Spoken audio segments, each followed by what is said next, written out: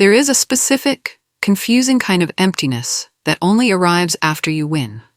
It's the morning after the promotion you spent 2 years fighting for. It's the quiet week after the wedding. It's the moment you finally zip up those jeans you've kept in the back of the closet for 3 years, look in the mirror, and realize the internal weather didn't change. You spent months, maybe decades, telling yourself, I will finally be able to breathe. I will finally feel enough when I get to that finish line. But now you're here. You crossed the line, the confetti has swept away, and the internal peace you promised yourself? It didn't show up. Instead, there's just a quiet, hollow echo. If you've ever achieved a major goal only to feel a strange, crushing wave of anxiety or sadness immediately after, you aren't ungrateful. You aren't broken. And you certainly aren't the only one feeling punished for succeeding. In the next 15 minutes, I'm going to explain exactly why your brain tricks you into postponing your joy and how to get off this treadmill before you burn out. Picture this. You are hiking up a steep mountain. Your legs burn, your lungs ache, but you tell yourself the view at the summit is the only thing that matters. But the moment you get to the top, your brain doesn't say, good job, look at this view. It immediately scans the horizon for a higher peak in the distance and whispers, why aren't you over there yet? This isn't ambition. It's a glitch in how we process satisfaction. Psychologists have a name for this. It's called the Arrival Fallacy. Coined by Dr. Tal Ben-Shahar, it is the pervasive illusion that once we attain a goal or reach a specific destination, we will reach lasting happiness. It's the virus of, I'll be happy when, that infects almost every area of our lives. I'll be happy when I'm married. I'll be happy when I make 6 figures. I'll be happy when the kids are in school and I get my time back. We treat happiness not as a state of being, but as a destination we have to earn the right to enter. If you recognize this voice, the one that holds your happiness hostage until conditions are perfect, I want you to pause. Right now, in the comments, I want you to be brave. Type the words, I'll be happy when, and finish the sentence with the thing you've been chasing. Is it a body size? A relationship status? A number in the bank? Don't judge it, just name it. When you scroll down, you are going to see hundreds of other women writing the exact same thing. You are not alone in this waiting room. So, how did we get here? How did we become a generation of women waiting for permission to live? For many of us, especially those who identify as high achievers or the responsible ones, this started incredibly young. We were raised in a culture, and often in families, where love felt conditional. We learned early on that attention, praise, and safety were currencies we had to earn through performance. Maybe you were the good girl who never caused trouble. Maybe you were the academic star who brought home A's to see your parents smile. Somewhere along the line, a neural pathway was carved deep into your brain that said, rest is a reward. Joy is a prize. You are not allowed to feel good until you have done good. We trained our brains to believe that the present moment is just a waiting room for the future. We treat now as something to be endured, survived, or managed. We live in a state of suspended animation, holding our breath, tightening our stomachs, waiting for the real life to begin. But here's the heartbreaking truth about the arrival fallacy. It creates a life where you are permanently deferring your joy. It pushes the goalpost. You get the job and your brain says, okay, but now you have to keep it or you're a failure. You lose the weight and your brain says, okay, but now you can't age or you'll lose your value. You are essentially telling yourself, I am not allowed to like myself yet. We act as if happiness is a fragile vase sitting on a high shelf, and if we reach for it before we are perfect, we will shatter it. But the only thing shattering is our nervous system. Keep watching, because in just a moment, I'm going to show you the biological reason why your brain refuses to let you enjoy the win, and it has nothing to do with your willpower. Before we go deeper into the neuroscience, let's break the physical tension this topic brings up. I know I can feel it in my own chest just talking about it. Wherever you are, stop. Unclench your jaw. I bet it's tight. Drop your shoulders away from your ears. Take a deep breath in. And as you exhale, imagine you are putting down a heavy suitcase you've been carrying for 10 miles. That suitcase is the burden of becoming. Just for a second, put it down. How did that feel? If you felt a shift, type the word light in the comments. That sensation? That is the feeling of arriving now, not later. Let's look at the science for a second. Why does the dream life feel so flat once we actually get it? Why does the Oscar winner go home and feel depressed? Why does the millionaire feel poor? It's largely due to a misunderstanding of dopamine. We often think dopamine is the pleasure molecule. We think it's the feeling of satisfaction. It isn't. Dopamine is the motivation molecule. It is the chemical of pursuit. Its evolutionary job is to get you to get up, hunt the animal, find the berries, or build the shelter. It rewards the seeking, not the finding. When you are chasing the goal, planning the wedding, interviewing for the job, training for the marathon, dopamine is high. It pushes you forward. It colors the world with anticipation. But the moment you get the thing, the biological purpose is fulfilled. The chase is over. The dopamine drops. Your brain registers this drop not as success, but as a chemical crash. This is called prediction error. You predicted that the achievement would bring a permanent state of euphoria. When it only brings a fleeting moment of relief followed by normalcy, your brain interprets this as something being wrong. You think, is this it? Is this all there is? I must have done it wrong. I need a bigger goal. This is coupled with something called hedonic adaptation. Humans are wired to adapt to new circumstances incredibly fast. It's a survival mechanism. If we were permanently ecstatic about finding a berry bush, we wouldn't look for shelter, and we'd be eaten by a lion. We are designed to return to a baseline.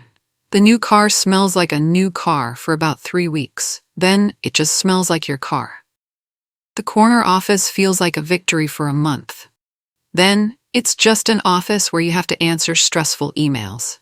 The arrival fallacy hurts because we mistake excitement for happiness. Excitement is a peak. It's unsustainable. Happiness is a plateau. It's a quiet state of being. If you are addicted to the adrenaline of the climb, the view from the top will always feel boring to you. You might be thinking, so does this mean I should just stop having goals? Should I just settle and never try to improve? Absolutely not. The problem isn't the goal. Growth is beautiful. The problem is believing the goal will change who you are. We think that if we change the external scenery, the house, the body, the job, the internal dialogue will magically rewrite itself. But it doesn't work that way. External achievements cannot fix internal insecurities. If you dislike yourself in a one-bedroom apartment, you will dislike yourself in a mansion. You'll just have more rooms to be unhappy in. If you feel anxious with $100 in the bank, you will feel anxious with 1 million. Because the anxiety isn't about the money, it's about your relationship with safety. Okay, let's shift gears. We know the trap. We know the biology. How do we get out? How do we stop waiting for life to begin? I want to offer you 3 specific shifts to move from arrival to alive. Tool number 1 is the then what? Audit. When you catch yourself fantasizing about a future outcome, I want you to play the tape all the way to the end. Usually we stop at the image of the success. I want you to go past it. Let's say you catch yourself thinking, I'll be happy when I lose 15 pounds. Ask yourself, okay, and then what? Well, then I'll wear a bikini on vacation. And then what? Then I won't feel self-conscious walking on the beach. And then what? Then I'll feel free and confident. Bingo. That last one? That is the gold. You don't actually want to be smaller. You want to be free from judgment. You want confidence. You are chasing a feeling, not a circumstance. Try this right now. Think of your big goal. Ask and then what? 3 times until you hit the core emotion. Is it safety? Worthiness? Peace? Connection? Once you identify the feeling, ask yourself, how can I give myself a microdose of that feeling today without the achievement? If you want peace, don't wait for the bank account to hit a number. Turn off your phone for 20 minutes today. That is a deposit of peace. If you want to feel beautiful, don't wait for the weight loss. Wear the fabric that feels good on your skin today. Stop outsourcing your feelings to the future. Tool number 2 is process praise. We need to retrain your brain to get dopamine from the doing, not the getting. This is how you hack the system. Most of us are cruel to ourselves during the process. We use shame as a whip to drive us forward. We think, if I'm hard on myself, I'll work harder.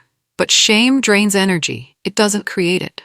Instead of saying, I'll be proud when this project is finished and gets 10,000 likes, try saying, I am proud of myself for sitting down at the desk today when I wanted to watch Netflix. If you are a perfectionist, this will feel unnatural. It will feel like letting yourself off the hook. But it's actually the opposite.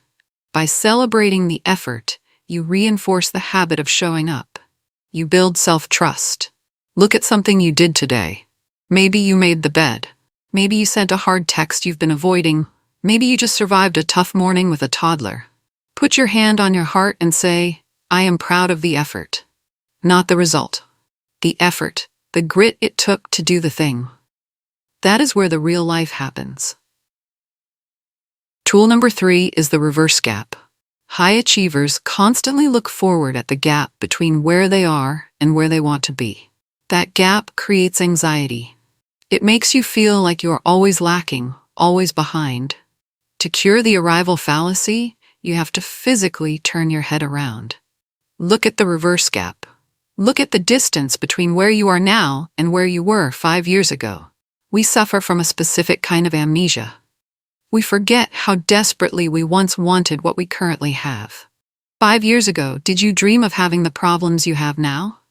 Did you dream of having this apartment, this partner, this level of independence? Even if things are hard right now, there is an earlier version of you who would look at your life today and think it was a miracle. You are currently living in an answered prayer. You are standing in your own past's dream. Don't miss it because you're too busy squinting at the next mountain. Here's the truth I want to leave you with, and I want you to really hear me on this. You are not a project to be completed. You are not a renovation site. The arrival fallacy convinces us that we are broken versions of our future selves. It tells us that our real life is waiting for us across a bridge, and until we cross it, we are just shadows. But there is no bridge. There is no magical crossing where the air changes and you suddenly become worthy. There is only here. If you cannot find a way to be kind to yourself in the mess, you will not be kind to yourself in the miracle. If you cannot find a moment of peace while doing the laundry, you won't find it on the yacht. You will just be a stressed person with a better view. Happiness is not a destination. It is a manner of traveling. It is a skill you practice, not a trophy you win.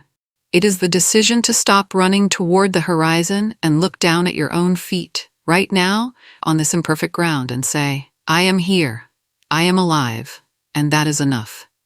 If you remember one thing from this video, let it be this. The finish line is a myth. The race doesn't end until life does. So stop running as if your life depends on it and start walking as if your life is it. The joy you are waiting for is not in the future. It is in the pause you take right now. I want to challenge you with something tangible before you go. For the rest of this week, every time you catch yourself saying, I'll be happy when, I want you to interrupt it. Physically shake your head and replace it with, I am grateful that, even if it's small. I am grateful that I have coffee. I am grateful that my legs work. I am grateful that I am learning. Shift from expectation to appreciation. If this video unlocked something for you, if it gave you permission to put down that heavy suitcase of expectations, please share it with a woman in your life who is tired of running. We heal these patterns faster when we heal them together. And before you click away, look at the comment section. Read what others wrote in the beginning. Validate them. Remind them they aren't alone. Subscribe to She Reflects for more deep dives into the psychology of being human. I'm rooting for you, right here, right now.